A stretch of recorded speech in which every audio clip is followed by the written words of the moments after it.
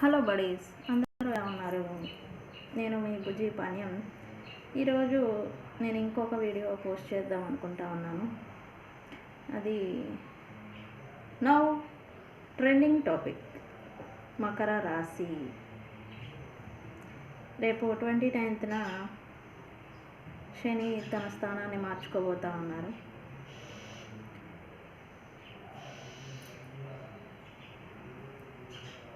మకర రాశి వారికి third phase కూడా పూర్తయిపోయింది. ఏళ్ళనాటి శని అంటే 7.5 సంవత్సరాల ఏళ్ళనాటి శని ఆయనకి మకర రాశి వాళ్ళు కంప్లీట్ చేసుకున్నారు.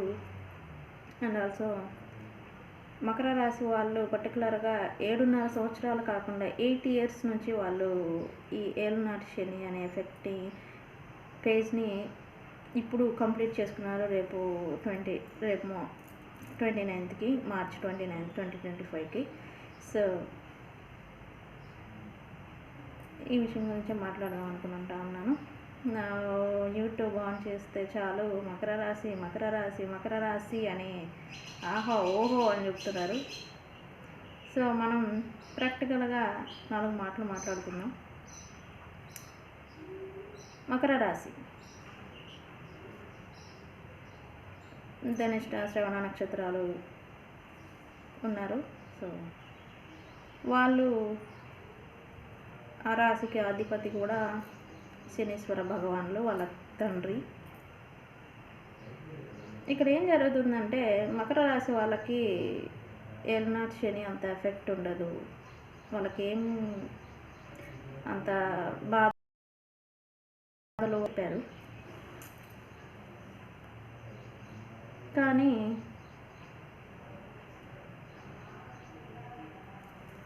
ఒక ఫ్యామిలీలో ఒక తండ్రి బాగా స్ట్రిక్ట్ ప్రిన్సిపల్, లైక్ అలా కదిలితే తనే వాత పెట్టే అంత స్ట్రిక్ట్ అనమాట. ఆయన పక్కింటి వాళ్ళ పిల్లలు వాళ్ళు ఏదైనా తప్పులు చేస్తే అరుస్తాడు. మహా అయితే ఏంట్రా ఇలా చేసావు అలా చేసావు అని మందలిస్తాడు. అందువటికే ఇది కాదమ్మా అది కాదమ్మా మంచి చెడు అని చెప్పి వదిలేస్తారు. సొంత రాశి వాళ్ళు, సొంత తండ్రి తమ పిల్లలు తప్పు చేస్తే ఎలా చూస్తారు చెప్పు? బెల్ట్ తీసుకొని రేల కొడతారు. ఓకే, అంటే ఇలా మాట్లాడకూడదు. బెల్ట్ తీసుకొని ఎట్లా అయితే వామిస్తారో అలా వామిచ్చారు మకర రాశి వాళ్ళని శనీశ్వర భగవానులు అనేసి. సొంత తండ్రి పక్కింటి పిల్లవాడినే పాడైపోతూ ఉంటే మందలించే ఆయన తమ పిల్లల్ని ఇంకెలా చూస్తారు? తమ వాళ్ళని ఇంకా ఎంతగా పద్ధతి వేలో ఉంచాలి అని చూస్తారు. సో మకర రాశి వాళ్ళు చాలా బాధలు పడ్డాము, మాకు అసలు పడ్డారు వాస్తవానికి. ఎందుకంటే వాళ్ళు పడిన బాధలు financial related, relationship wise cheatings గురయ్యారు.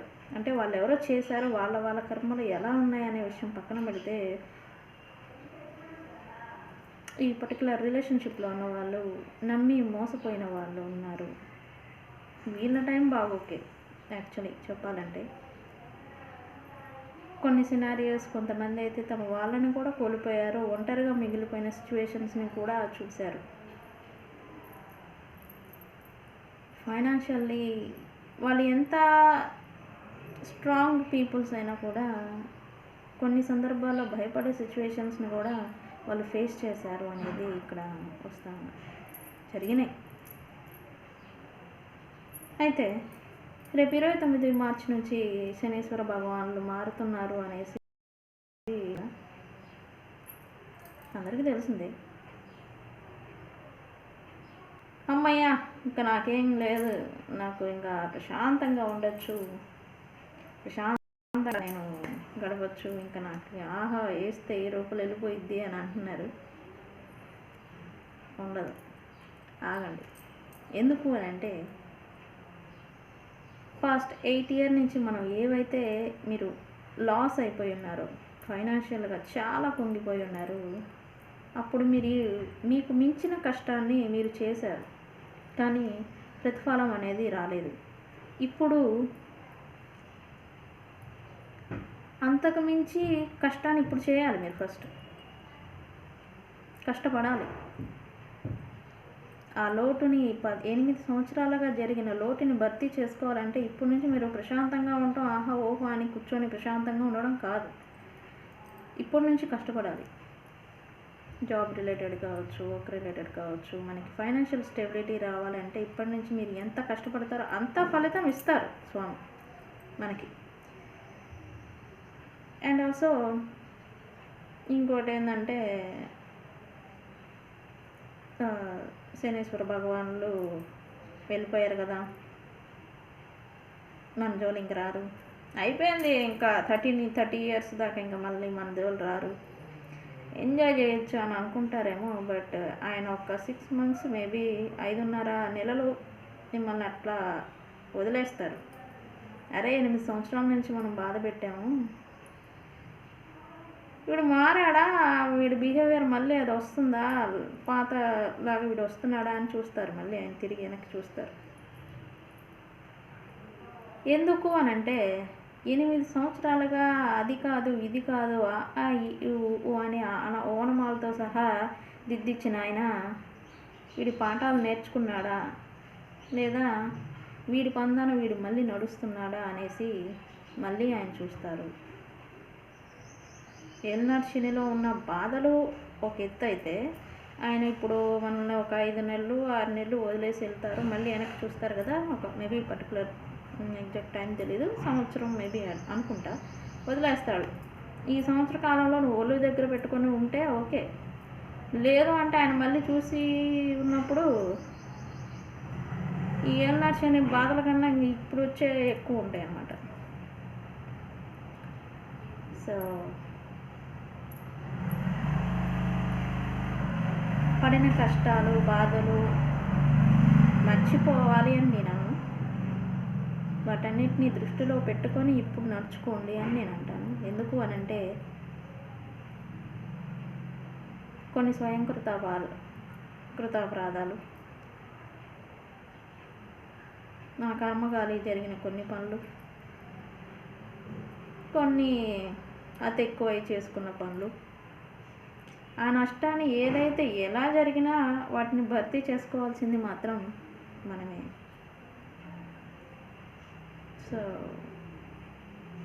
శని వెళ్ళిపోయింది కదా అని చెప్పేసి రెస్ట్ తీసుకోవడం కాదు. బీ హార్డ్ వర్క్ చేయండి, ప్రాక్టికల్గా ఆలోచించండి, వాస్తవాల్లోకి రండి. అండ్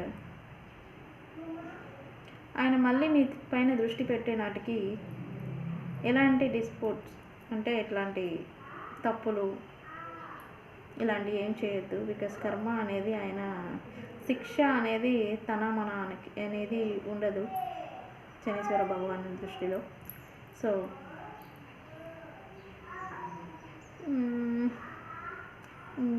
ఇదే చెప్దాం అనుకున్నాను. సో అమ్మయ్య ఆహా ఓహో అని 2 కొమ్ములు పోయి 4 కొమ్ములు మొలుస్తాయేమో. సో అలా ఉండద్దు. ఇప్పుడు అన్నీ ఒళ్ళు దగ్గర పెట్టుకొని వర్క్ చేసుకోవాల్సిన సమయం. ఎందుకంటే మనకి 8 సంవత్సరాలుగా నష్టాలు అనేది జరిగినాయి కాబట్టి వాటన్నిటిని భర్తీ చేసుకునే టైం ఇప్పుడు. గ్రహానుకూలత కూడా వస్తూ ఉండింది మకర రాశి వాళ్ళకి. చెడిపిన వాడే మళ్ళీ సరిదిద్దుతాడు అనేది కూడా వాస్తవం. So all the best for Makar రాశి. Thank you.